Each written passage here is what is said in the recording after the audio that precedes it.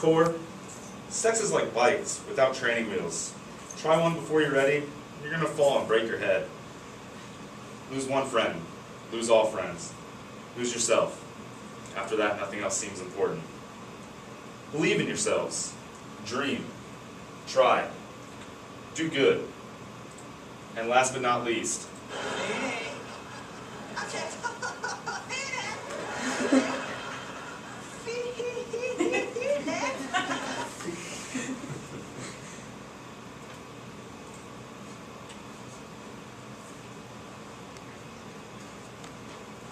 with the exception of the Feeney Call, all those quotes are life lessons I've taken from the show Boy Meets World. Now, what's the point? It's a 90s sitcom aired by ABC. The series finale was over a decade ago. Wasn't like the greatest rating show ever. But what it did do is it followed these three individuals. Corey Matthews, which is on your right, who's the main star of the show. Topanga Lawrence, his girlfriend, his lifelong love interest, and his best friend, his bromance, Sean Hunter, his lifelong best friend. It follows these three from the first day of 7th grade at John Adams Middle School, all the way through their high school years at John Adams High, and even through college graduation at Pembroke University. But what's the point? They're all grown up now. The show's not on air. Like I said, it's over 10 years old from the last episode, but yet everyone I've talked to, and myself personally, we've taken so many different life lessons from this show. But what made Boy Meets World impact my life and those other lives so much? Well, that would be the cultivation theory. The cultivation theory is a social theory which examined the long-term effects of television on American audiences of all ages. George Gerbner and Larry Gross, the founders of the cultivation theory, compared the power of television in today's society to the power of religion in previous societies. In 1968, Gerbner constructed a survey to demonstrate this theory. From the results, he placed television viewers into three categories: light viewers, medium viewers, and heavy viewers. The results from that survey showed that heavy viewers have a more distorted reality. They tend to lean with the values displayed on television versus real-world displays of values and morals. This might not be all that shocking to you, right? I mean, Super Bowl ads cost millions upon millions of dollars for 30-second ads. Why? Because people watch TV. It's immediate influence. But what else is on besides those 30-second commercials? Let's take a look. Now remember, I didn't use any reality television show, so any singing, dance contests, Survivor, anything with Donald Trump I didn't use. If you're racing around the world, you're immediately disqualified. I was thinking strictly about influential television based on everyday sitcoms and or dramas. So first example, True Blood, HBO's highest rated series to date. I own the first 2 seasons of True Blood, and I counted up how many episodes within those 24 episodes have nudity. 17. All female, no male. What's that send? What's the message in that? What morals are you getting from that? All 24 episodes have a sex scene or a scene indicating that sex just happened or is about to happen. It's filled with sex. Desperate Housewives, also filled with sex. It makes sex look amazing. You can have kids, but you can just follow around and hunt for the next sexual endeavor. And even if you are in a monogamous relationship, you can just cheat on them with your lawn boy.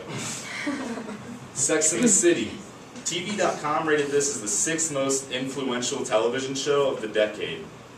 Influenced by sex, middle-aged women. I understand this is about independence, but the way that Samantha lives her life is arguably a moral and valued life. The OC, it was number 5 on the influential list. Rich kids living in Orange County, California. Money's no object for them. They can do whatever they want, whenever they want, and they don't have to reap the consequences. What values and morals are in that?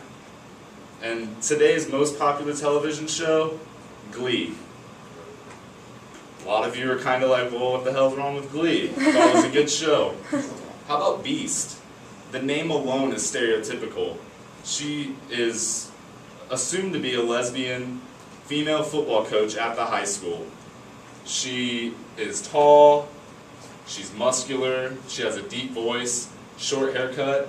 What's this sending? Possibly homophobic messages, possibly transphobic messages.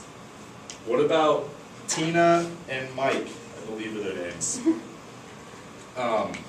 These two are introduced by Archie at a summer camp in Archie's imagination.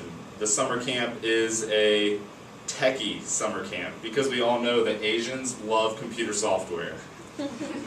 How about Archie himself? I have a quote that's from the casting director responding to people that were outraged that a perfectly able person was playing a handicapped character. Casting directors responded that while they understood the concern and frustration of disability advocates, Mikhail, the actor of Archie, had the singing and acting ability, talent, and charisma required for the role.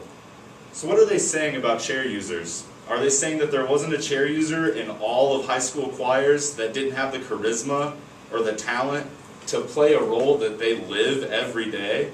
That they couldn't find a single chair user to play a chair user in a high school glee club show? They had to use a full-bodied actor.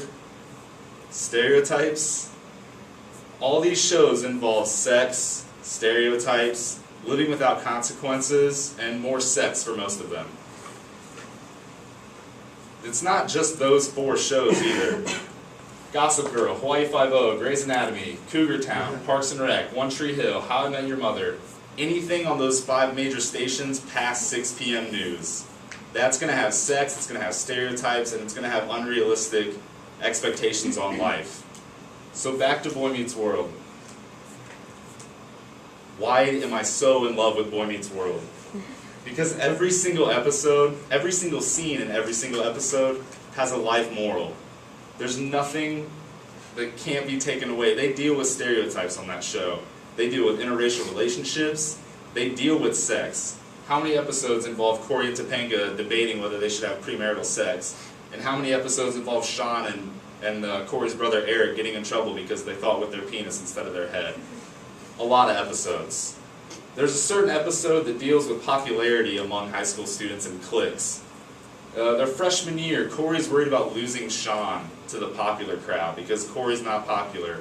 He tries to straighten his hair in a couple episodes because he has like this Jufro going on. He tries to change the way he speaks.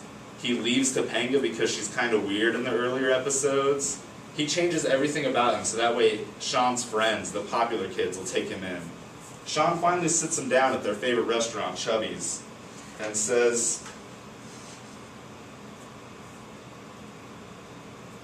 Corey, you're Corey, I'm Sean. Just like it's always been. What else do you need to know? This show moved past stereotypes, moved past popularity, like I said, the interracial relationships, the sex, and it gave you a life lesson. Usually it involved Feeney, who is the greatest person known to man. But it moved past all that and it taught you a lesson at the end of every episode. And Boy Meets World wasn't the only show that did this. You guys remember Dinosaurs? Yeah. Dinosaurs dealt with a lot of social issues that were tabooed, like steroids. Dinosaurs is the first place I heard about steroids. The son in this show had the opportunity to take steroids, become better at athletics, and possibly get scholarships. Instead, he chooses not to and plays naturally. But this is the first time that steroids was ever brought up for me, and I was like 8. But it was a social issue that no one else was talking about, and that I didn't hear again until baseball, until the baseball scandal. So whenever you turn on the TV, think about your niece, your nephew, your little brother, your potential children. What are they watching? What are you putting in front of them on the television? And more importantly, what can you do to help change the moral and values that are displayed on television today? Thank you.